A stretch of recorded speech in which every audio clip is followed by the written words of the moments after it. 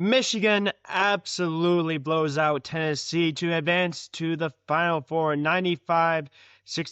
This was a game that, outside of the first, maybe 5-10 minutes, it was a game that was really never close. Obviously, you have to give credit to Tennessee for making it as far as they did.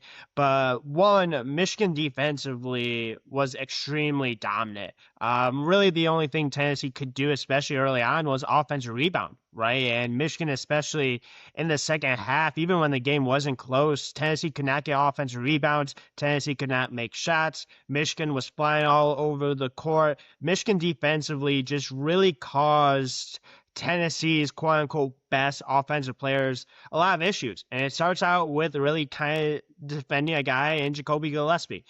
Jacoby's a guy that truly can go off. He's a guy that truly offensively is probably one of the better players that Tennessee has. Really, him and Nate Ament. Nate Ament went 2 for 12, 7 points on the day. Jacoby Gillespie, you have to give credit to him, had 21 points, but took 22 shots, only made 8 of them, 4 for 13 from 3. Tennessee offensively is not a very good team.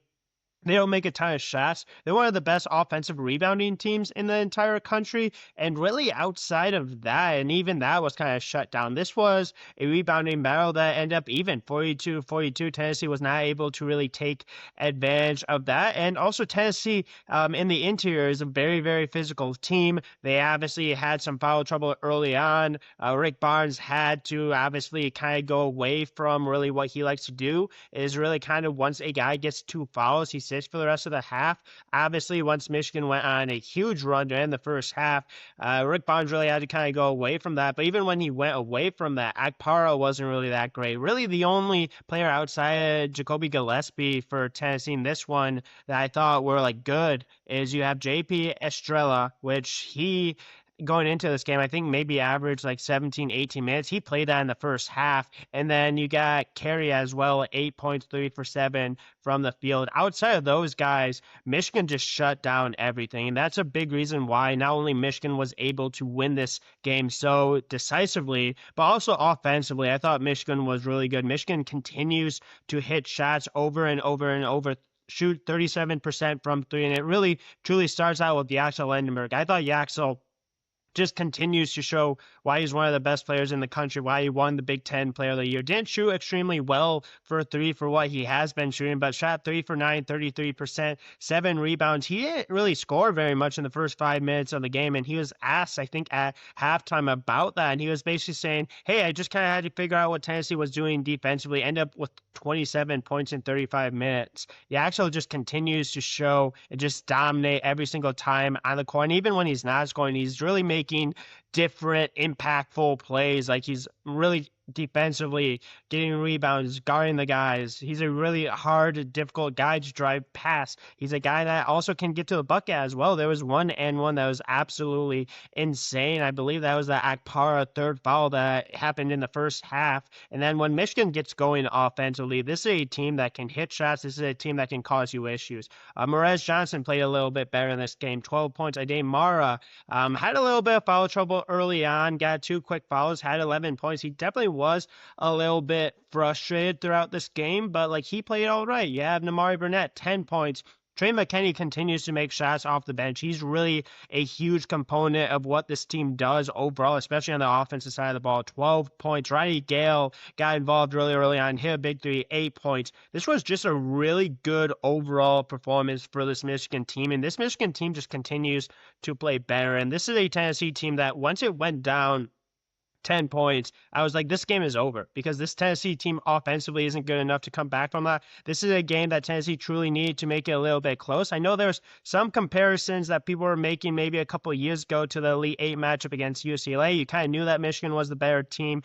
UCLA back then was more of a defensive team. This Tennessee team is more of a defensive team, but this is truly that good of a Michigan team. This Michigan team never really gave this Tennessee team a chance, really even hope, to say the least. And Dusty May just continues to do a great job coaching. He's a guy that obviously makes really good adjustments. You really saw that adjustments, especially towards the end of the first half as well, right? You saw really the last game against Alabama, the way that first half ended with Ade Mara taking a really bad shot, and then obviously Alabama scoring, taking the last shot when Michigan should have had that, right? And to Dusty May's credit, he called a timeout defensively, got a stop, and then Michigan took that last shot, and he didn't let really Tennessee have an opportunity there. Now, obviously, at that point, when you're up as much as you are, right, it doesn't truly matter, but you win this game by 33 points. Like, that is absolutely not nothing, right? We've seen this Michigan team do this throughout the season.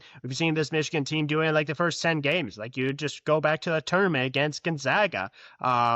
They beat them by like 40. Like, this is just something Michigan has done against teams that just aren't as good. They're a team that will shut you down offensively. They're a team that once they make shots and once they start getting going, they're a team that is going to be really difficult to beat. And if they continue to shoot 37% from the 52% from the field, it's going to be really, really difficult to beat these guys. And obviously, the next matchup is going to be the one I'm most excited about because it is an absolutely massive matchup between Michigan and Arizona. You got two teams that play very similar. You got two teams that are very physical. That's going to probably kind of be quote unquote like the national championship game. That's going to be the game that most people are really excited for next week. And then obviously, I will preview that game. I think Arizona is currently a 1.5 point favorite in that one, but that's going to be the ultimate just fight throughout this whole thing. It's just going to be throwing punches at each other. This Michigan team is obviously going to go on its run. It always goes on its run. You just have to survive its run. It's about answering those runs as well. And Michigan was able to do that offensively. Tennessee just wasn't able to really